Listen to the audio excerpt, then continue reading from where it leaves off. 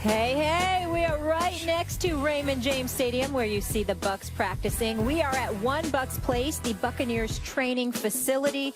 First Take NFL training camp tour continues. Today is our final stop, and we are so excited to be down here in Tampa, Florida. A lot of the players, as you just heard, joining us: Levante David, Jameis Winston, Gerald McCoy, and Doug Martin. But meanwhile, welcome into First Take. Molly Karam here with Stephen A. Smith, Ryan Clark. Max has the day off. What's up, man? What's up, brother? What's up, man? I see you out there pumping up the show, getting everybody ready. You ready? I'm ready. You ready? I'm ready. Okay, nice suit. See, that's why I was setting it up, because they already knew who was going to dominate the show. Well, you know better. They know better than that. They know better than that. I must admit, I appreciate the pocket squares. Usually bizarre. I went your route this year. I like that, though. Hey, I like that. You guys both look clean. You look good. And yes, Max is at a boxing fight in Oakland, so he will be back with us. And we were supposed to be outside in the Florida, sun shining a whole bit, but it's about the thunderstorm and all of that stuff. So we indoors. I'd like to say that I'm depressed about that, but I'm not going to be sweating. So no, I'm a little cooler in here. This humidity out here is different. So no excuses. We got to bring it. So let's get into it. Up first, we begin with Nick Saban, who is making headlines this week after the mother of defensive back Morris Smith told the Atlanta Journal-Constitution that Alabama is blocking her son's transfer to Georgia. Earlier this summer, it was reported that Smith was looking to leave the Alabama program as a grad transfer, which would normally allow him to be eligible to play immediately, except within the SEC. After last season ended, Alabama did not block the transfer of wideout Chris Black to Missouri, also an SEC school. So the school says the situations are different. Here is a statement from Alabama. The student-athlete Black elected to have surgery in the middle of the season and left the program. Because of the timing of his departure, his scholarship was not renewed, and he requested to use the graduate transfer exception through the SEC. Our decision in this situation to support the SEC waiver was the exception and not the rule. We remain happy to assist Morris to enable a transfer to any non-SEC school and have been doing everything requested regarding that throughout this process. Stephen A., is Alabama being fair or foul? They're being not only foul, it stinks to the high heavens. And I'm not going to absolve Kirby Smart, the former defensive coordinator of Alabama, who's now the head coach at Georgia. I'm not going to absolve him from this diatribe that I'm about to go on either. Let's take Nick Saban into consideration. Molly, you can't find too many people that love and respect the greatness of Nick Saban as much as I do. Yep. I sit on this show on a daily basis, you know, just in reverence to and deference to the greatness of Nick Saban, not just as a coach, Ryan, but also as a man, the way that he coaches his players, the way that he holds them accountable, because I think it's preparation for the real world and real life, and you just can't replace that. I have profound respect for Nick Saban, which is why I'm so incredibly disappointed with the decision in terms of how he's handled this whole ordeal involving Maurice. I mean, here's the bottom line. Nick Saban is getting paid $7.1 million. Yes, he is a grown man. Yes, he's got his education, et cetera, et cetera. From my understanding, so did this kid. He's graduated. I mean, he doesn't need to be there any longer. He still has a year of eligibility. He wants to move on. And then you want to restrict him from doing so. Why? Because of this bogus SEC bylaw 14.5.5.1, if I remember correctly, where you're prohibited from going to another SEC school. Here's where Kirby Smart comes into the equation.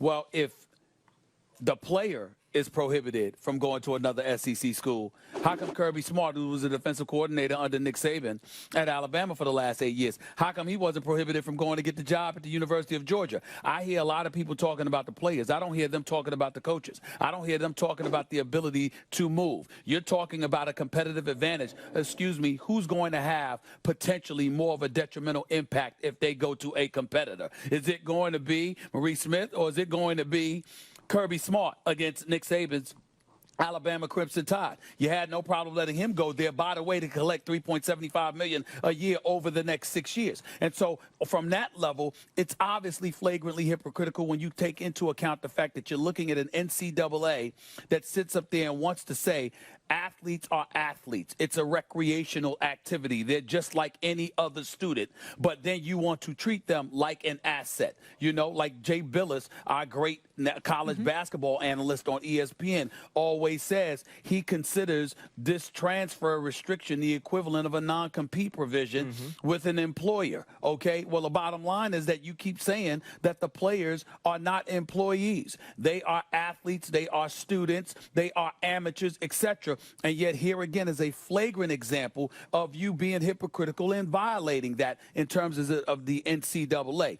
Nick Saban has made an exception with Chris Black. He should make an exception here. He should handle this with the decency it deserves. He's Alabama, for crying out loud. They've won 4 of the last 7 national titles. Losing this gentleman or allowing him to transfer somewhere else is not going to be a devastating blow to your franchise. And I don't think everybody's talking to Nick Saban. They keep talking about the rule. They're not talking about a core decency involved in all of this. You're Nick Saban. You're better than this. And you should do better than this when it pertains to this particular athlete, particularly when you consider the fact that Kirby Smart was allowed to leave the program to go and be the head coach at Georgia, and I think he's going to be far more detrimental to impeding the success or the progress of Nick Saban and Alabama playing within the SEC than one particular player.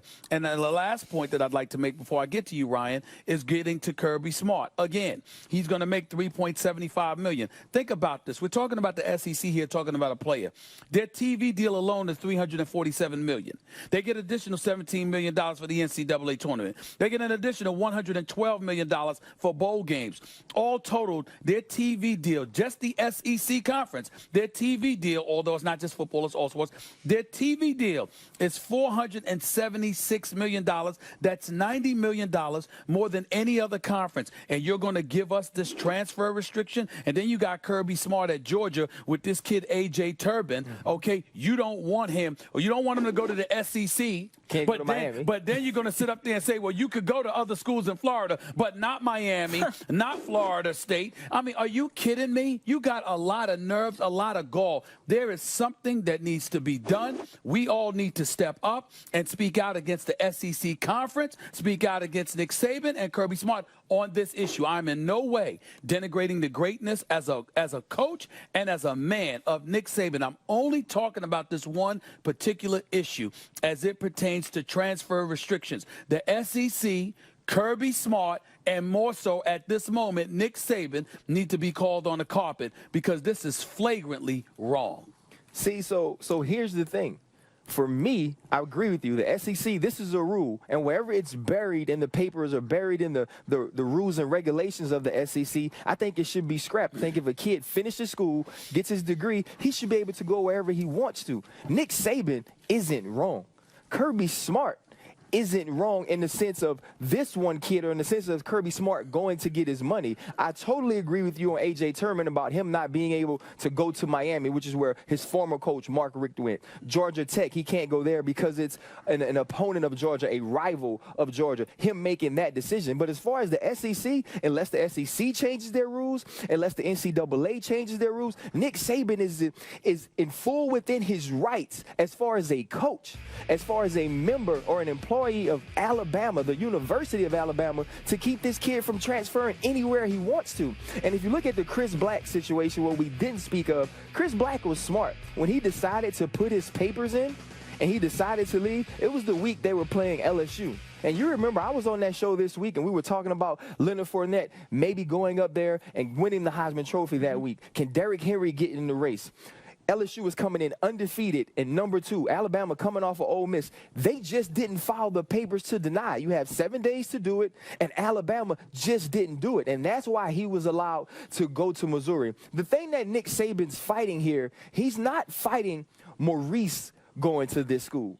What he's fighting is the next guy that wants to leave LSU that may be detrimental, Alabama, that may be detrimental to what they're trying to do, what they're trying to accomplish. The next guy who wants to leave, who they don't want to play. If you start making exceptions for this guy, because maybe you look at him and say, you know what, if Maurice Smith goes to Georgia, is he going to scare me? is it going to be a problem to play him? Obviously, he doesn't feel like it will be because he has Mika Fitzpatrick. He has Cyrus Jones, who was there last year. Now, we got to start talking to these kids who go to these schools and get fooled that, oh, I'm going to play early. Oh, I'm going to be a star there. I'm a 5-star, 4-star player. This is what Nick Saban told me. This is what Kirby Smart told me. And start educating them on, listen, you're going there to get your degree, but if you're talking about playing, the next Maurice Smith that comes out, that's a 4-star kid, they're going to get him too. And if you don't show early enough, you may not play because they're going to keep bringing them in and keep having people at your position. And the rule says that if you leave, you can't go to an SEC school. So though I don't agree with everything Nick Saban does, and I played for him, I had to go to his office my junior year. I'm walking off the field, taking my pads off, and somebody stops me and says, Ryan, don't let him get to you. You have a chance to play in the league. So I know how hard it is to deal with him. And you're right, he makes men. But if the rules and regulations say he can keep this kid from going to school, he is not wrong. Now, we may want him to be a better person, Stephen A. Right. Because we want him to show better. Right. But he's not wrong by not letting this kid go. Let me say this to you.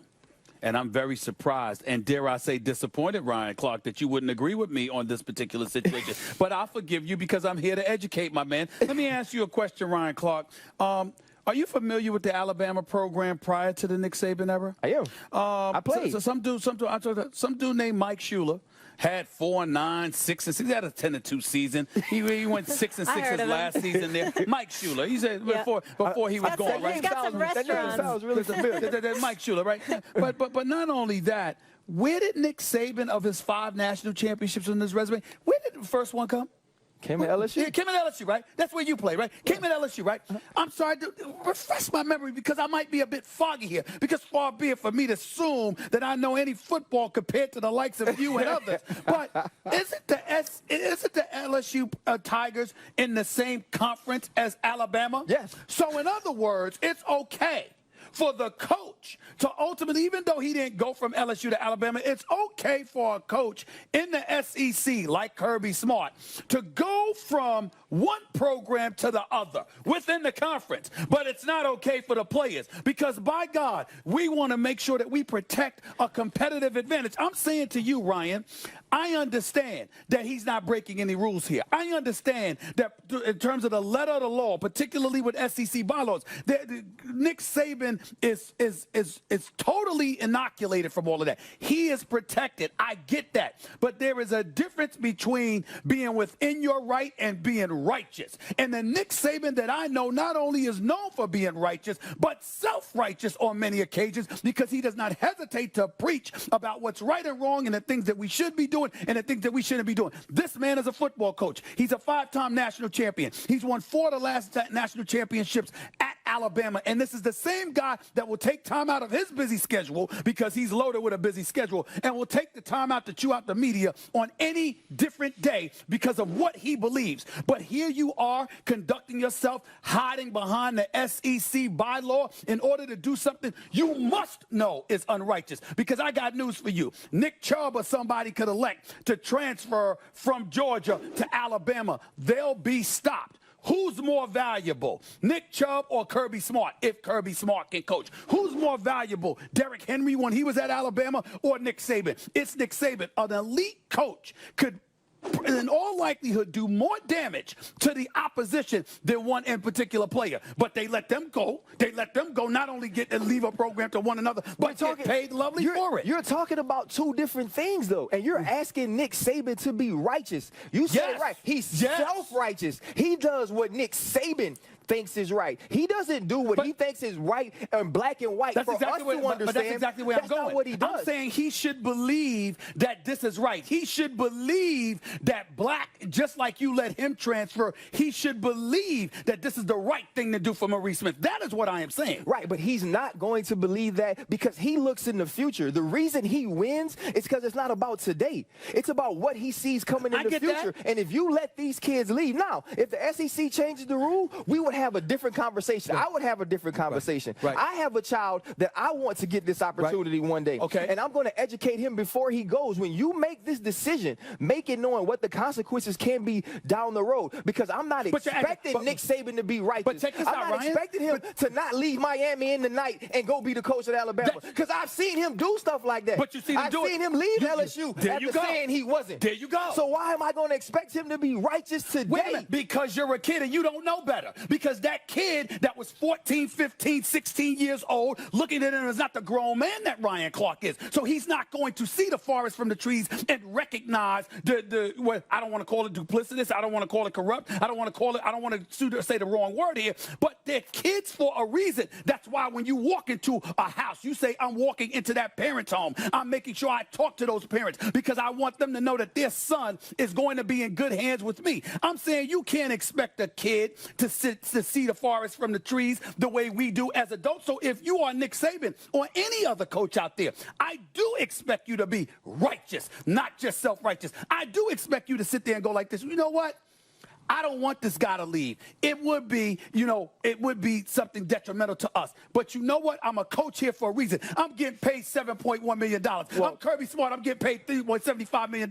I'll figure out a way to make it work despite losing those players rather than holding them up. Told Max Kellerman something yesterday. He said, if you making your decisions on the kids, you're going to have a long life. Right. If you're expecting college coaches to be self-righteous, your life going to be just as long. I'm saying that there are certain guys that can afford to. If anybody in this nation in college football can afford to let a guy go and overcome that exodus, it is Nick Saban. He can pull it off. And because he can pull it off, and because of his greatness, and because of the cachet, and he's not worried about job security, the fact that he's sitting there and holding this guy out is reprehensible, and Kirby Smart ain't too damn better.